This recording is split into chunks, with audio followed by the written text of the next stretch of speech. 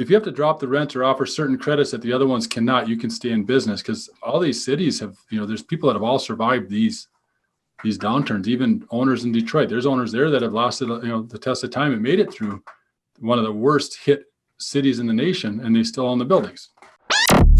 This is the real estate investing experience. We get it.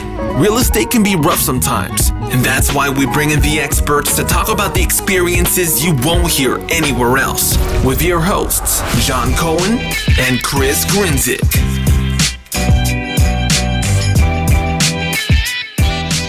What's going on, guys? Welcome back to another episode of the Real Estate Investing Experience. I'm your host, Chris Grinzik. With me, as always, is John Cohen. How's it going, bud?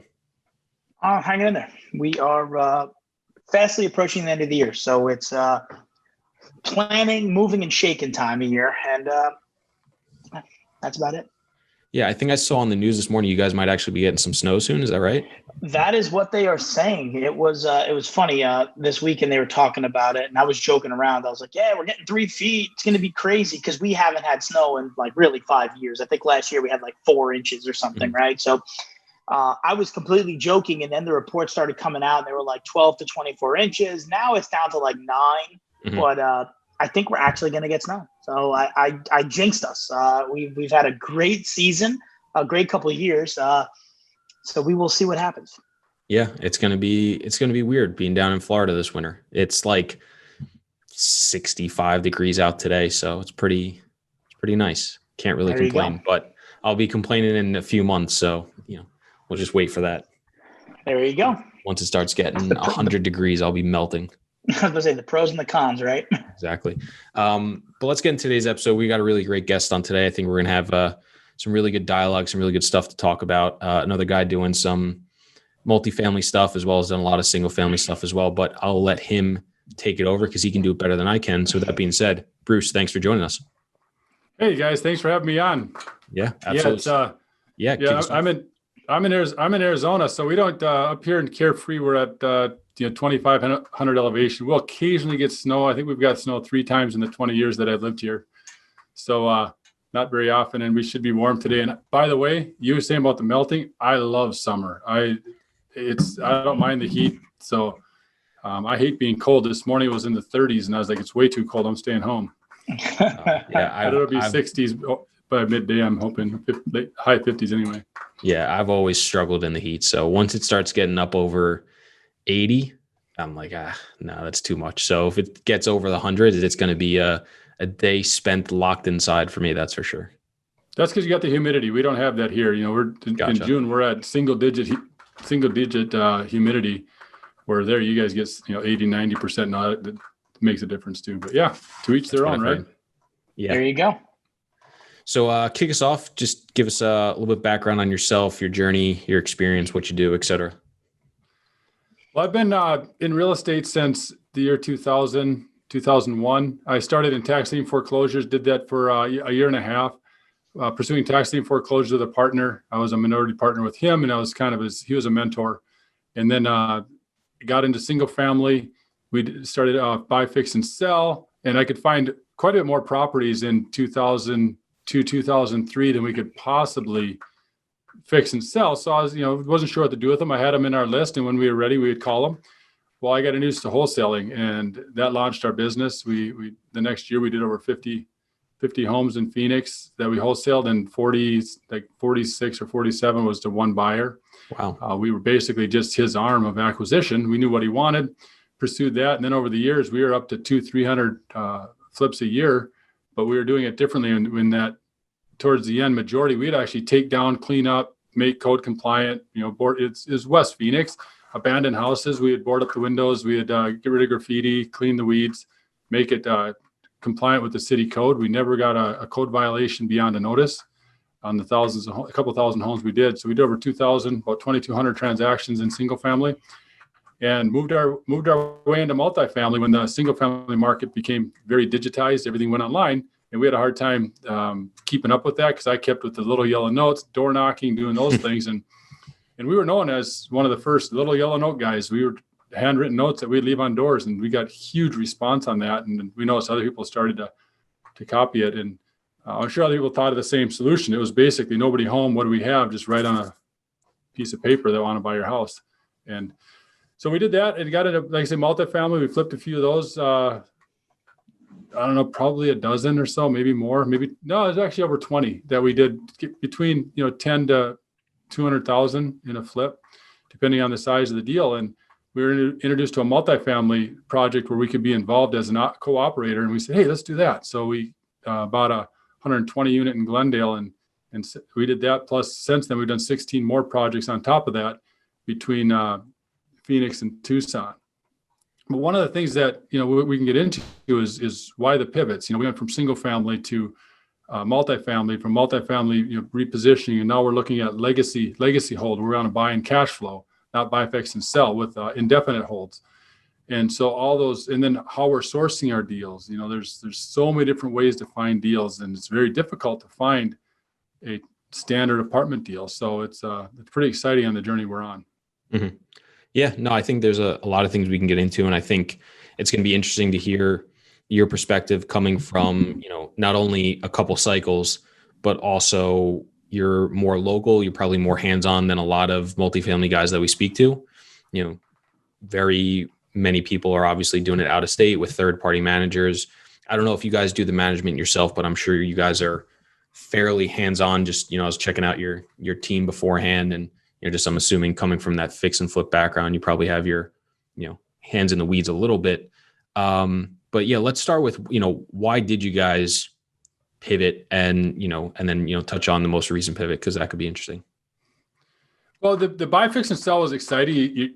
When I was flipping houses, it was great because it fed on adrenaline. Like I could just turn. We did, the peak months were over 30 homes. And I remember one time at 7 houses in escrow on one day at 3 different title companies that are closings, 7 closings in one day at 3 title companies.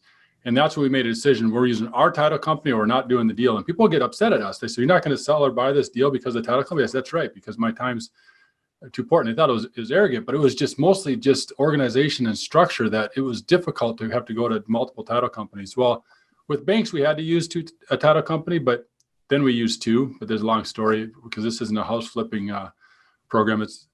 Or house flipping question. It's about the multifamily, where we're going as a company now. So with that, when we got into multifamily, all we did is change the cycle from 52 days to 11 to 36 months. Mm-hmm. But the same thing is, once you sell the units, you're out of business. So we thought we can keep this machine going. Well, a year and a half ago, we had nearly 500 units. We have 90 units left. We're selling, and there's just not much available to buy. And so we thought, well, maybe if we buy and hold. So we're looking at a different strategy, different sources, maybe office conversion to motels, office conversions to apartments, things like that other people aren't doing. We can find a unique building, run the costs, make sure you can make it work, it's zoned correctly. But also just having cash flow day in and day out and creating that legacy. Because one thing I found on our fix and sells is we have a very strong focus on the resident. Our primary focus is taking care of the resident. And I'm actually quite turned off when I find out that most people cater to themselves, to other sources. It could be the investors, which you have to take care of the investors. I totally get that. That's vitally important. But don't neglect the residents, because they're actually the customer. They're writing you a check every month. And a $700 resident becomes a $42,000 customer over the course of 5 years. And they're treated so poorly. I'm like, that's just wrong. So we make sure we take care of them, and we look for self-paying residents. But what I found out is when you sell, there's a part of me that hoping the new buyer will take care of the property as well as we did. And almost all of them have done as good and taken it to the next level, because we always leave a little meat on the bone. But the last one we sold, which I won't mention the name to protect the guilty, but they're doing a horrible job. They've got fractured ownership. They've got some issues there. And I actually have even though we did really well on it financially, I have a regret selling it to that particular buyer, because I see, they're going to screw that up. And then we're going to have to come back and buy it back. We know the lender. So there's a good chance we could get back involved in that deal, but that's not what I want. That's not my goal. My goal is not to buy the same property twice. My goal is to buy, fix, and take care of the residents. And so we found out that to take care of the residents, you need more than 3 years. What if you went on a 10-year cycle and really created a cool community for them to live in the C-class workforce housing? Gotcha. No, I think it's it's really interesting and important because I think so many people put that emphasis on, the investment side and the making money side and taking care of your investors.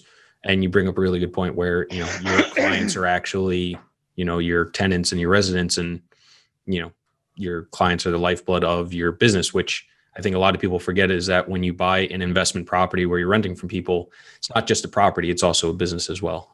So I think you bring up a really good point. Is there anything that you've found that's been incredibly helpful in creating a positive experience for your residents and tenants? Yeah, I'd like to get to that in just a moment. I want to share why this is, how I think the average person says, well, how can you do that? Most syndicators focus primarily on the return. You see their projects, how they protect the investor, which is vitally important. You have to do that, but that's only part of it. There's three legs. There's the property, there's the investors, and then the third leg is the residents. And if one of those legs is treated wrong, the chair falls over, right? The three-legged stool. The example I use is when you build a company, you have a passion. Let's say you build a widget and you have a passion for this widget. You have the best widget in the market and you run it for 4, 5, 6 years. You decide to take it public. What happens to most companies when they're taken public? They start to wring that rag. If the rag is the customer, they start to wring that rag and it loses quality. Look what happened to some of these companies that have gone public with merchandise. And once they go public, it gets completely cheap. Could be bicycles, could be clothing, it could be other commodities that when it becomes a commoditized, the people lose interest in the customer and they service to Wall Street year after year. Wall Street has these certain demands, and eventually you lose track. And people all of a sudden they're not wearing Crocs anymore. They're not doing those other things where things have gone where the care on the customer just isn't there. So that's why that's where I align myself with that. Is keep it entrepreneurial and really take care of the customer. And companies have, like Apple has, and Google, and some of those other companies have done really well taking care of the customer. Trust me, they get that, but most do not. As far as what we do, one of the things that we did that was very successful at one of the properties is we invited a food truck, and we had a community event. Now the residents paid their own fare for the food truck, but the food truck came and they came out there, and we had the police officers were there, the community action officers, a couple of city officials came, and the people just loved it. And they were like really, really intrigued that we took the time to set up the picnic tables to meet with them, yet they bought their own lunch or their own dinner. So it worked really well. And one of the thoughts we had when we do some of these bigger conversions now is we're going to have a party where we'll pay for the food truck to come in and have maybe an annual event. We're not sure how that would look, but just having that kind of attention to that. The other thing is following the crime free, that just following all the lighting and the shrubs and the dark corners and the access and entry and exit points. Make sure you take care of all those so that you limit the traffic, because workforce housing could attract a certain element of crime, and you want to reduce that as much as possible. No, that's we look at deals very similar. I think something you said earlier, which was intriguing, and it's a delicate balance, because you're right, it's not always 100% return driven 100%, but how does someone balance, because I talk about it all the time in the marketplace, you don't want to be known as that seller that squeezed every last cent out of the deal. You're always looking for top dollar.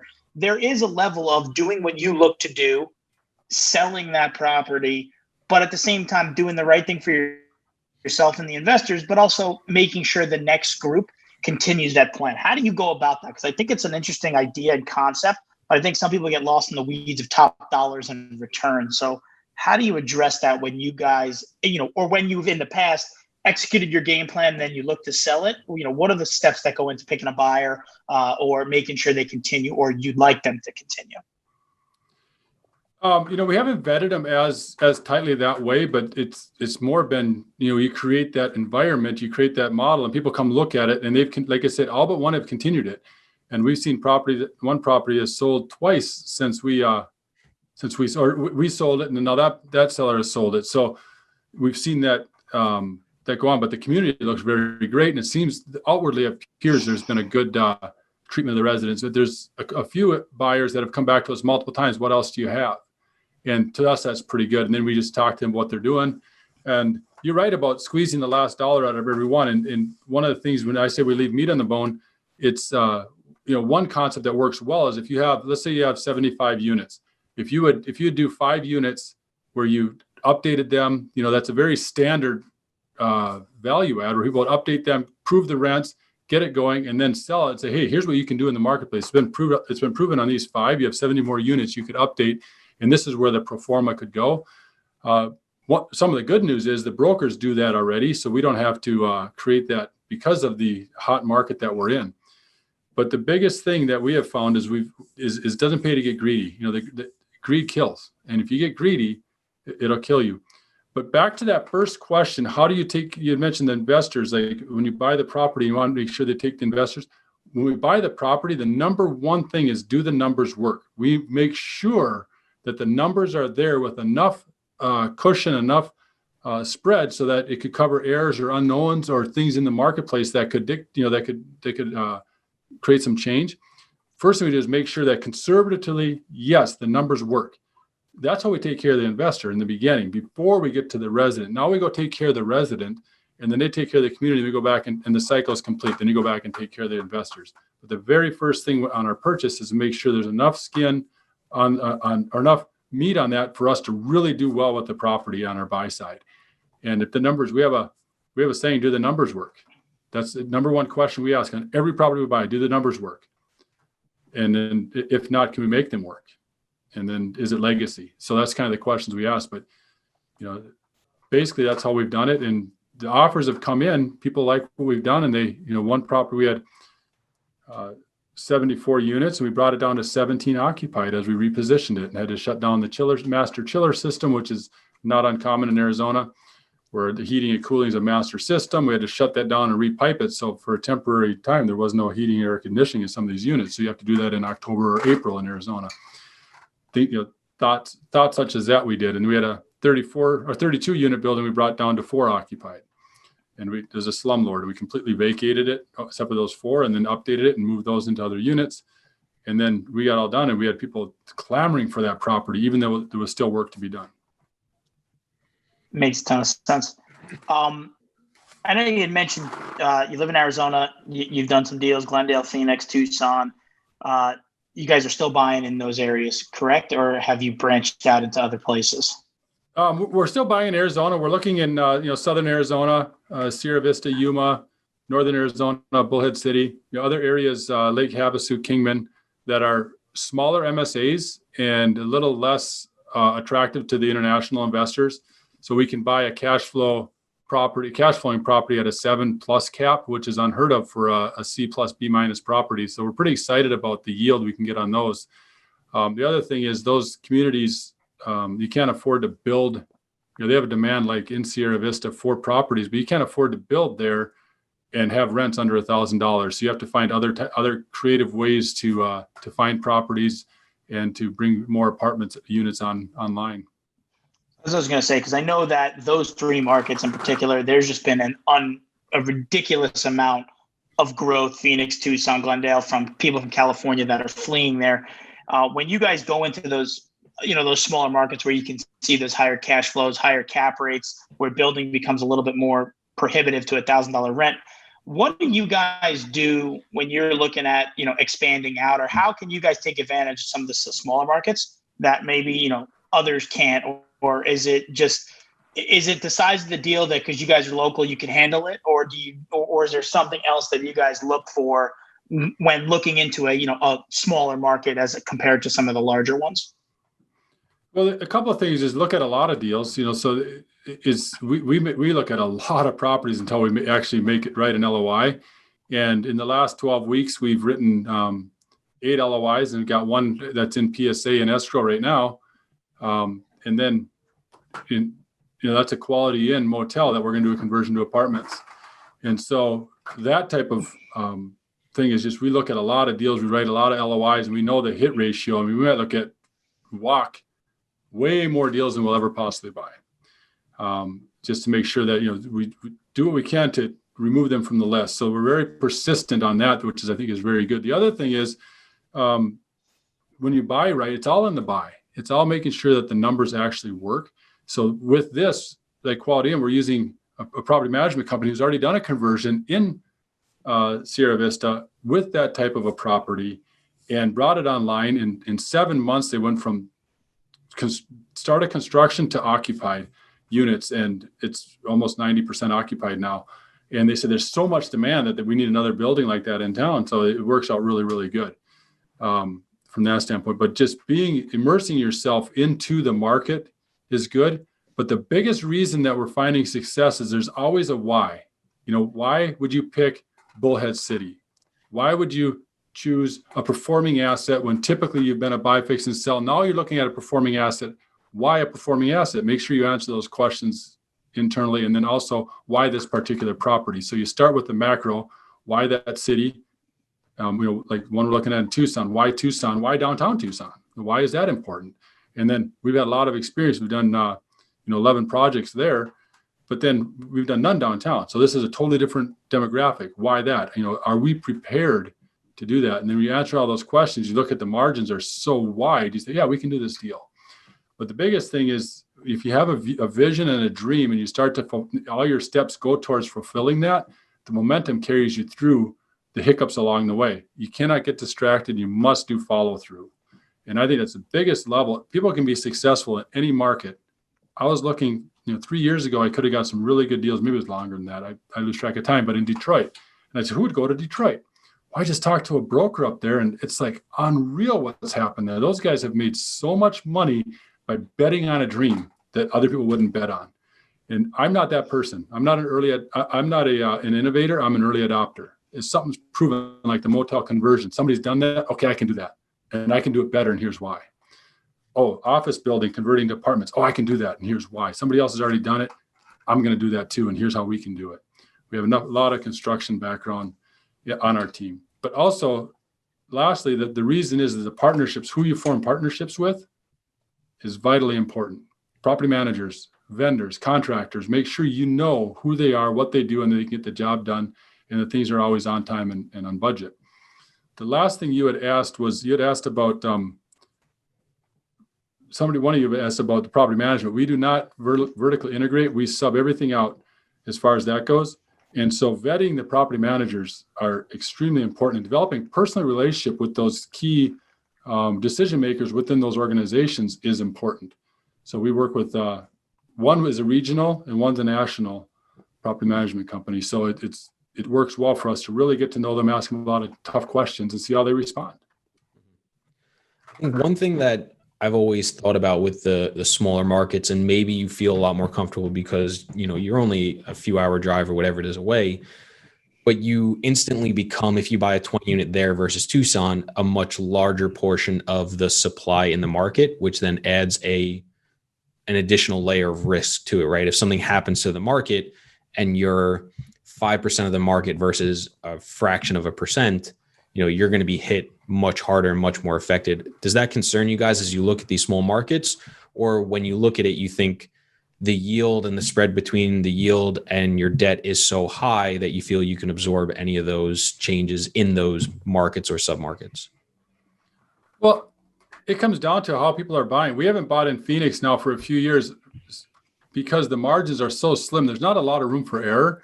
And I know people are doing really well with the syndications and the buying and the repositioning. But we had decided that risk was at some point that I think people are overpaying when they're buying a C property with value at a 3 cap with hopes that they can push it up because they can get great financing right now. But what happens when the market shifts? I think the risk is just as great at any level. If Arizona's got, or the Phoenix Metro has 200 people a day moving in, that won't, maybe it will last for a long time. I'm not sure.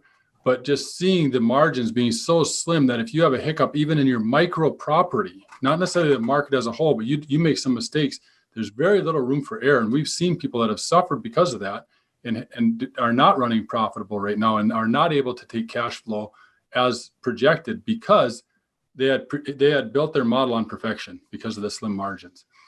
And so I think that, and the other thing is we're not going to get the same debt level. It won't be 75, 80% debt. It'll be 65. So the debt coverage ratio of the DCR is going to be, it's going to be 1.5, 1.8 as opposed to 1.15, or 1.2. So that makes a difference as well. And sometimes it's easier, like if you buy it right and you're on the legacy ownership in a smaller market, if you have to drop the rents and the competitors can't, and you still maintain a sense of community, you build that into your model. If you have to drop the rent or offer certain credits that the other ones cannot, you can stay in business, because all these cities have, there's people that have all survived these downturns, even owners in Detroit. There's owners there that have lasted, the test of time and made it through one of the worst hit cities in the nation, and they still own the buildings. So it can happen. But yeah, you're right. You have to look how you can mitigate that risk. And we believe we have the model in place for that based on how we're underwriting our numbers.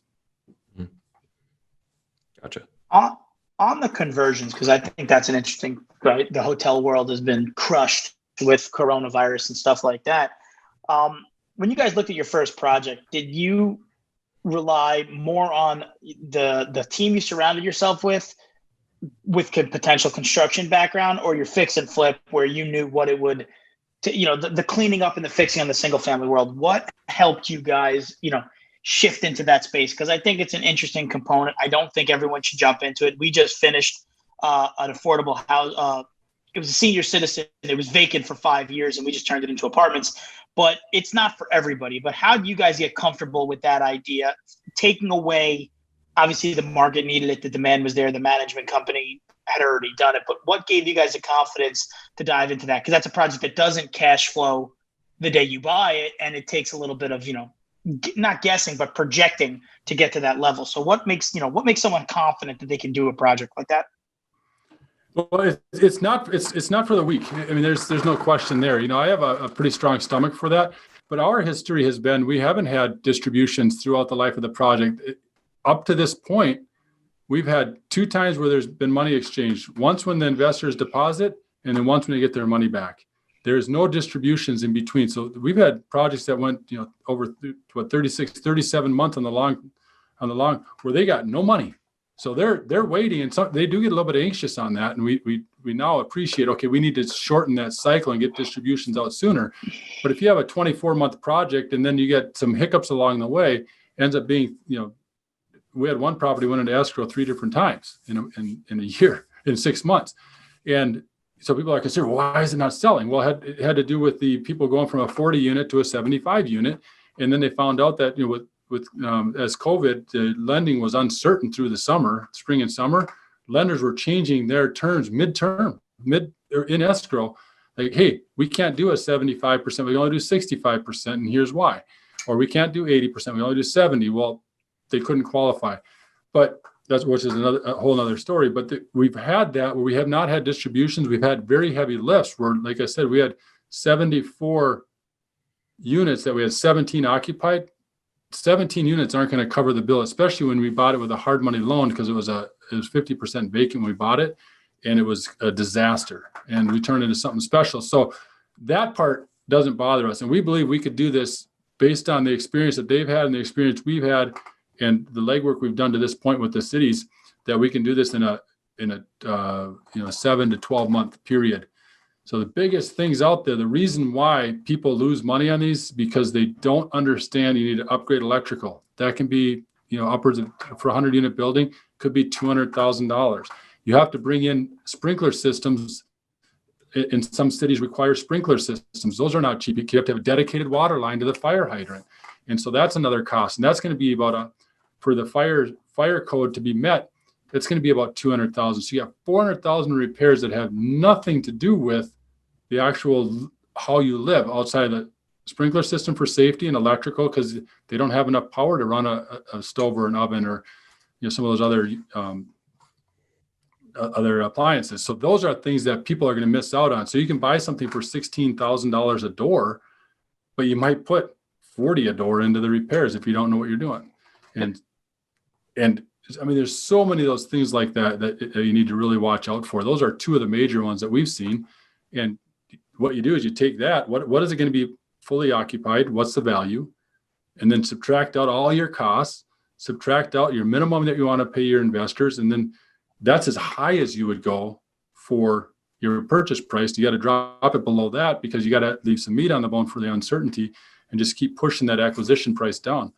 Well, you buy a property that's 10% occupied during, there's one in Tucson we're looking at, it's 10% out of 300 units, 30 are occupied at a motel. And that's a really difficult situation for the owner.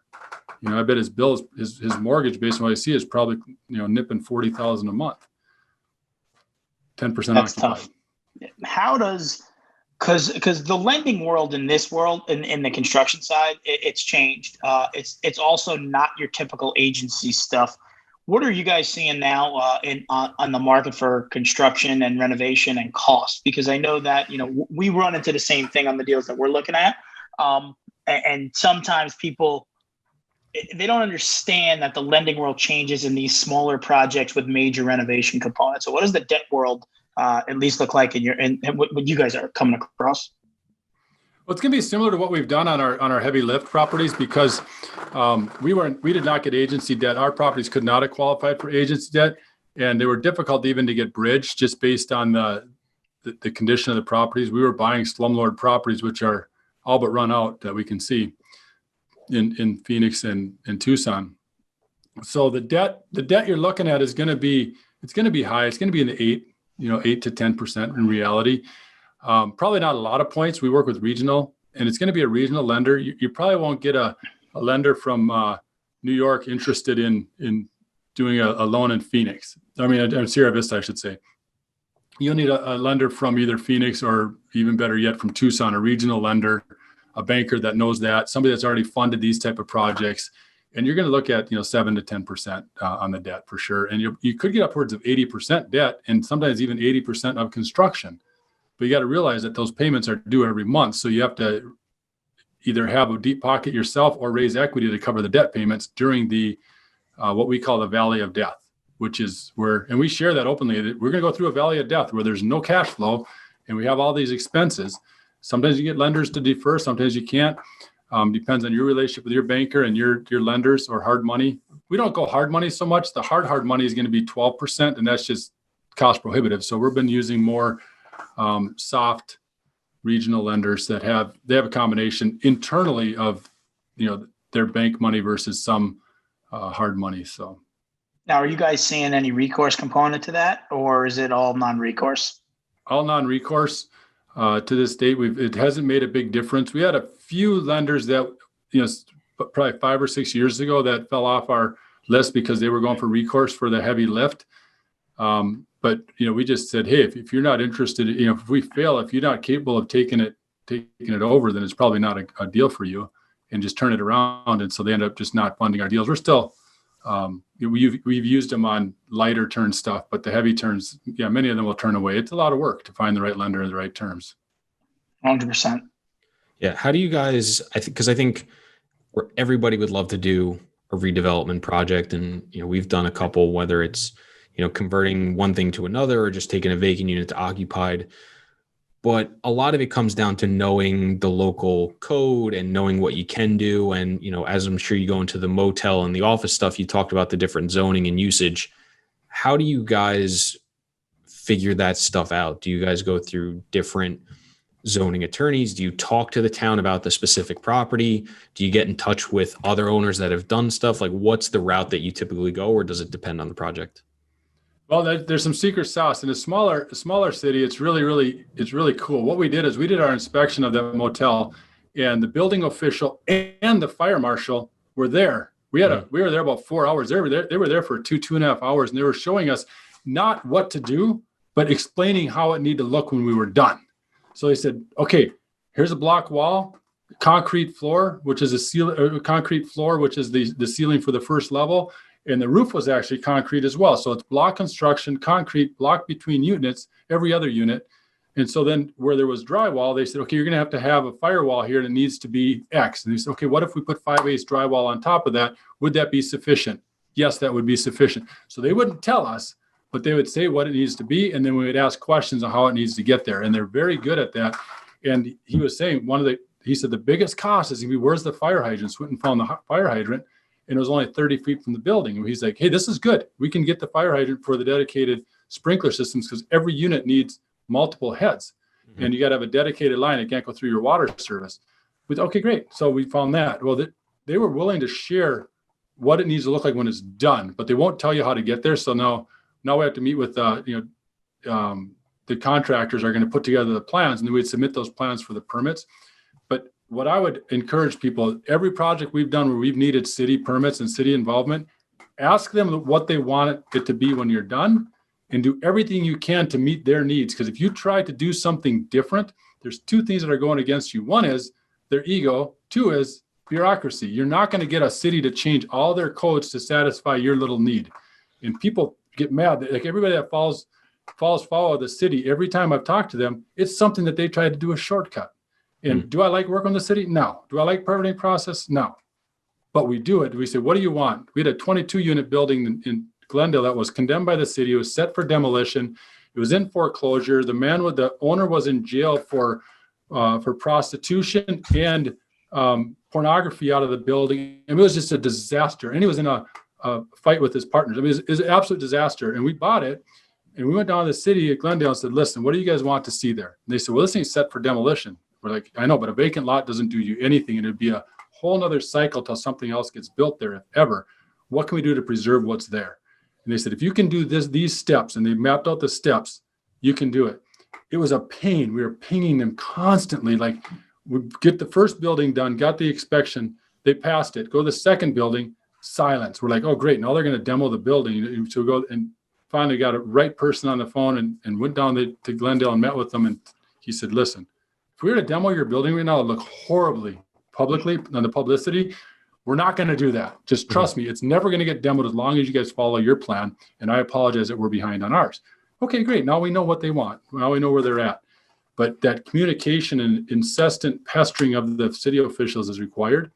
But always ask what they want. And if you do that, you'll have more success. That's the secret sauce I can share, because people try to submit the paperwork online and then they try to do something different and try to cheat the system. Ain't happening. So that right there is for anybody listening, that is gold, because we've done it too. You know, we get deals sent to us all the time, like, you know, that fall into categories similar, just super heavy lift, really messed up, you know, square footage conversions to apartments. And we always tell them, well, when we do our inspections, you know, we're going to have this guy here, this. And they're like, oh, no. The owner doesn't want them to see it. It's like, well, then how do you expect me to buy the project? Because I need to go in, one, so they understand what we're looking to accomplish. Two, I need to be on the good side of what they want us to do. And three, I want to know what I need to do to make it work. Because if I go ahead with that project and then try and figure it out, you know, that Death Valley term that you use, it just gets so much longer, because now you start doing something. And even on a project we just recently completed, you know, the building inspector basically came down and said, you're really not supposed to start demo, but go for it, because that they needed that to be fixed so badly that you become on their side. So I think that is just absolutely golden. I wish I would have had this conversation, you know, 5 years ago before, you know, banging my head against the ground on a couple of projects. But I think that is the most important thing you can do on these big projects, major multifamily conversions, or just vacant properties, because you're right. Electrical, sprinkler systems, that stuff, you know, 5 years ago might not have been in the code, and now it is. Or there might have been a fire in the jurisdiction, and now they've changed it. So if you go about what you think you know, you're setting yourself up for a major problem potentially in the future. So I think that's important. And if you can't get everybody on the same page with the seller and make that happen, I would recommend walking away from that project, because the Pandora's box after you buy it that you're going to open is now all on you. So I appreciate that, because I think people don't talk about that nearly as much as they should. And as Chris mentioned, everyone wants to do these projects, but there's a lot of headache and upfront heartburn that you have to go through, and that will take out a lot of it. Exactly. And I have a saying I use quite frequently, that it's better to want what you don't have than to have what you don't want. And so then, you know, people see this and they want to make something work so bad that they lose their sense of their logic. And the best way to delay a project in which permits are required is piss off the city. You know, make your inspector upset. And I guarantee you will have a lengthened project. And that there's two ways to make money in this business. And one is to raise rents and increase income that way. The other one is to cut timelines. I mean, you got to, the quicker you can get those units occupied, the quicker you get in cash flowing, the faster you make money. You want to delay that? Just fight with the city. Pick your fight, and you can delay it as long as you want, because trust me, they can just ignore you for a few days and the process falls apart, and then you don't want that. And I learned that very early. It's kind of funny how it happened, because we were buying those houses and they would have weeds and broken windows and graffiti. And as soon as we closed, within 3 days, we get a letter from the city. And the first time I was like, good grief, the guy's lived in the thing's been vacant for 4 years. And all of a sudden now I'm the bad guy. So I call up the inspector and say, hey, Mr. Inspector, I see you got a notice. What do we need to do? We just bought the property 2 days ago at the auction. We're going to get it cleaned up. And he says, well, I'm doing my inspection. My inspections are Thursday, and let's say it's Friday. Next Thursday, I'll have another inspection. I said, ooh, can you wait a week? Can you give us another week after that? We'll have it completely code compliant by then. He's like, they always said yes. They always said yes. So then I got to the point where I'd ask them, when they go into I get the letter. I say, hey, when is your next inspection on this property? And they said, I already know the notice is there. And he says, oh, I'm going to be doing that on Tuesday. Great. That's too short of a time. Give us another week and we'll have that property compliant. Does that work for you? Yes, it does. They never said no. And I just learned that on baby steps. Then we got to building or zoning, the permitting, all that. If you start working with them, ask them, what do they need? What do they need to look like when it's done? And supply that. They cannot say no to you. If they deny you on something they already said they would do, now we have a different problem. And we've run into that problem too, where they tell us to do something and we did it and they changed their mind. That's a whole nother problem. But yes, I think that's a super, it's a super, like a golden nugget or whatever you want to call it.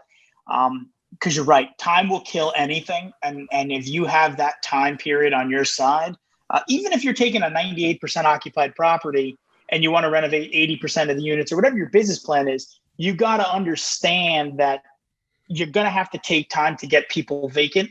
And then it's going to take time to fill it up. And if you don't factor that in, forget the big construction projects, but even on the smallest renovation project, there's a time component that is, once you start deviating from it, you're right, the business plan is shot. It's over, because that's what you're running up against, is how fast can you achieve that success? And the faster you can do it, the more successful and profitable you'll be. So, but you're right. It's very difficult for them to say no or not do it when you comply with them and do what you're asked to do, and also ask for them how you want it done, because they're sort of telling you the answer, and they're not in the business of lying. It's sort of not their thing, right? They just tell you how it's got to be, and you go about it. So I think that's a very important thing for anyone to take away from this, whether they're doing new construction, a renovation, a remodel, or a single family flip, whatever it may be. Getting them on your team is important. You mentioned something I wanted to quickly share, because regardless of the project, what happens is time will kill deals when your motivation to complete it has left you.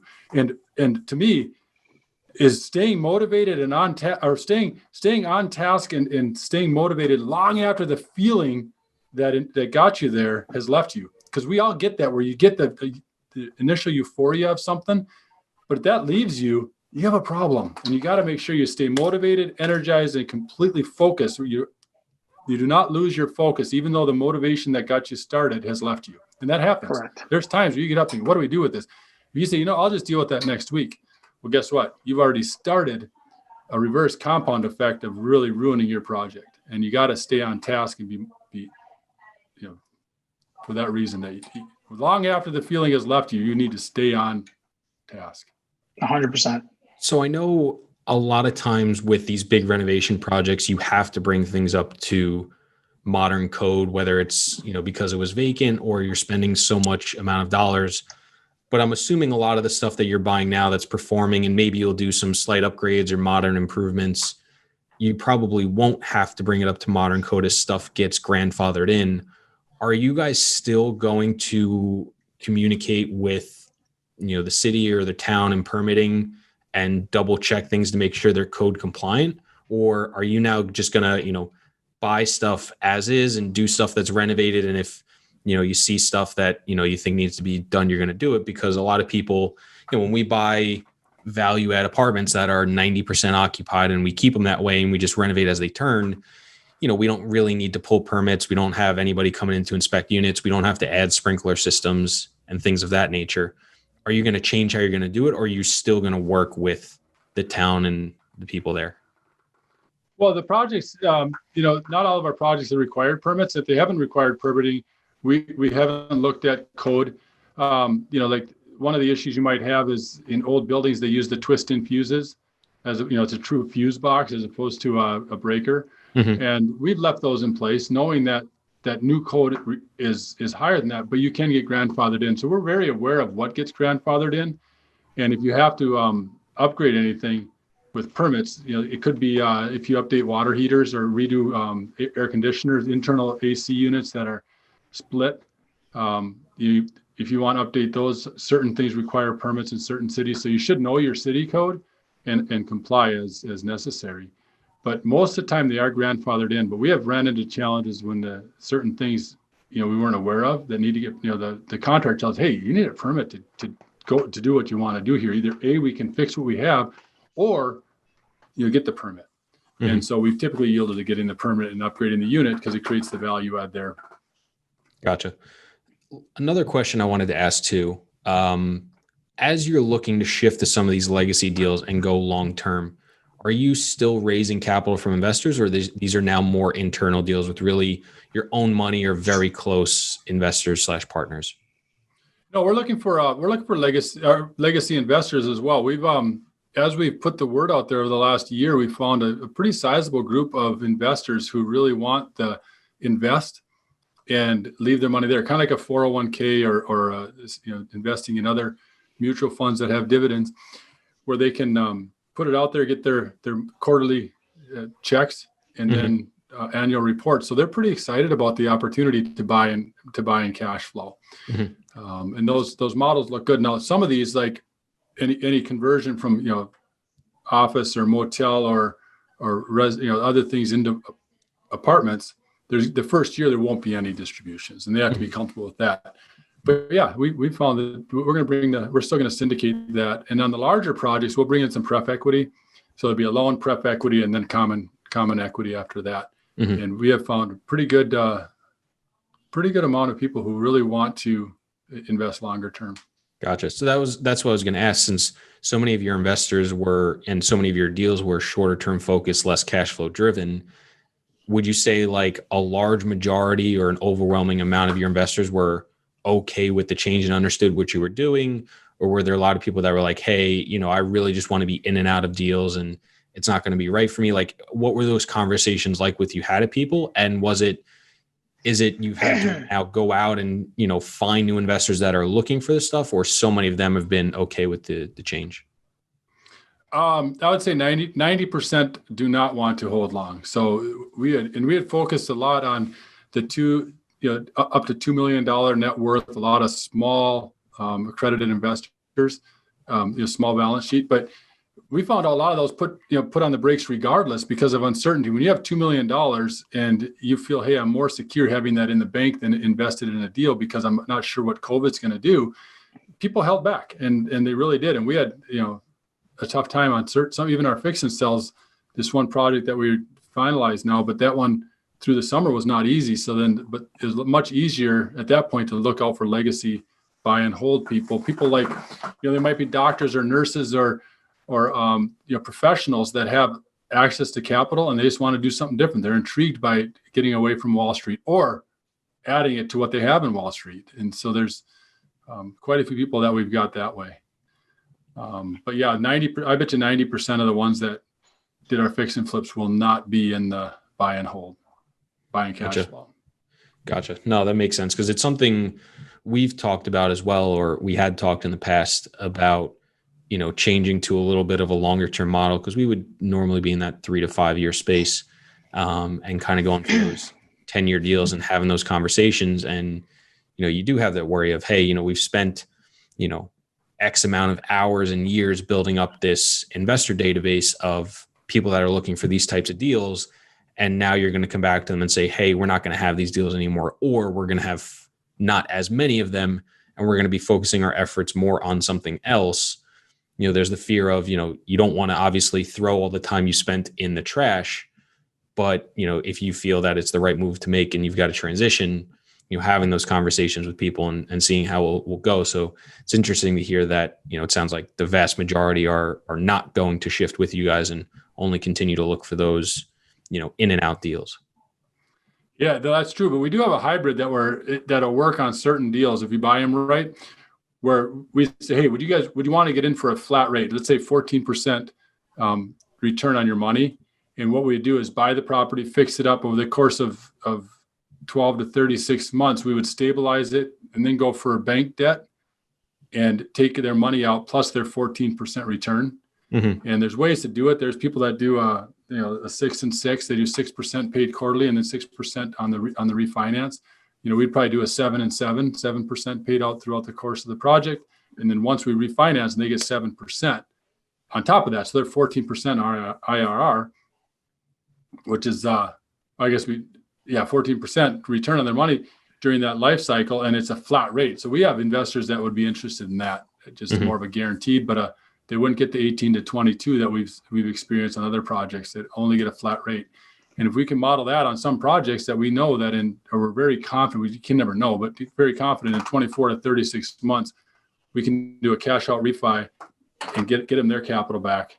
And then they don't have to stay in the deal long term.